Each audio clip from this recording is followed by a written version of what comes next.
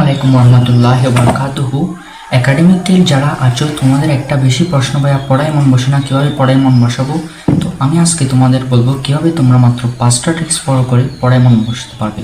তো পড়ায় মন বসানোর জন্য তোমার আগে যেটা ফার্স্ট ট্রিক্স সেটা হলো তোমার থেকে লক্ষ্য নির্ধারণ করতে হবে যে আজকে তুমি কী কী পড়বে সেটা একটা লিস্ট করবে। এটা করলে ভাইয়া আমি তোমাকে গ্যারান্টি দিয়ে বলতে পারি তুমি একদিন করে দেখো তোমার পড়ায় 100% মন বসবে। তো এটা কীভাবে করবে, মনে করো তুমি একটা খাতা নিছো এবং কালকে দিনে কী করবে সেটা তুমি আজকে রাত্রে লিস্ট করবে এবং সেখানে একটা বক্স দিবে, যদি করো সেখানে একটা টিক চিহ্ন দিবে। এটা হচ্ছে ফার্স্ট। এখন হচ্ছে দ্বিতীয় ট্রিক্স কি? দ্বিতীয় ট্রিক্স হলো যখন তুমি পড়তে বসবে তখন তোমার আশেপাশে তোমার ডিস্ট্রাকশান করে এমন জিনিস দূরে রাখো, যেমন মোবাইল, ল্যাপটপ অথবা এনি গ্যাজেট যেগুলো তোমাকে ডিস্ট্রাকশন দেয় সেগুলো তোমার পড়ার সময় অফ রাখো।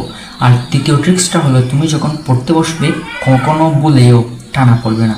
টানা পড়লে আমাদের মস্তিষ্কের পরে চাপ পড়ে, ফলে যেটা আমরা পড়তেছি সেটা আমাদের মনে থাকে না বা বুঝতে সমস্যা হয়। তার জন্য কী করবে, তার জন্য তুমি প্রোমোডোরো টেকনিক ফলো করবে। এখন ভাইয়া প্রোমোডোরো টেকনিক কি? প্রোমোডোরো টেকনিক হচ্ছে মনে করো তুমি 25 মিনিট পড়ছো, তারপর 5 মিনিট রেস্ট, অথবা 50 মিনিট পড়ছো তারপর 10 মিনিট রেস্ট।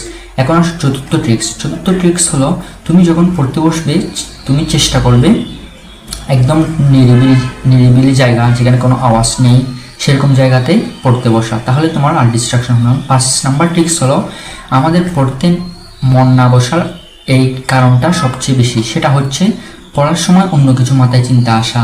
তো সেটা দূর করার জন্য কী করবে? সেটা দূর করার জন্য তোমার সকল ইন্দ্রিয়কে পড়ায় মনোযোগ করতে হবে। সেটার জন্য তুমি কী করবে, তুমি যখন পড়তে বসবে তখন একটা খাতা এবং কলম নেবে, যেটাকে তুমি একদম যেরকম খুশি সেভাবে লিখতে পারবে। মনে করো তুমি একটা কিছু পড়তেছ, সেখান থেকে তুমি যেগুলো ইম্পর্টেন্ট কিওয়ার্ডস সেগুলো লিখে রাখলা অথবা ইম্পর্টেন্ট লাইন লিখে রাখলা এবং পড়ার সময় একটু আওয়াজ করে পড়বে যাতে তুমি শোনো। তো এগুলোই 5টা ট্রিক্স।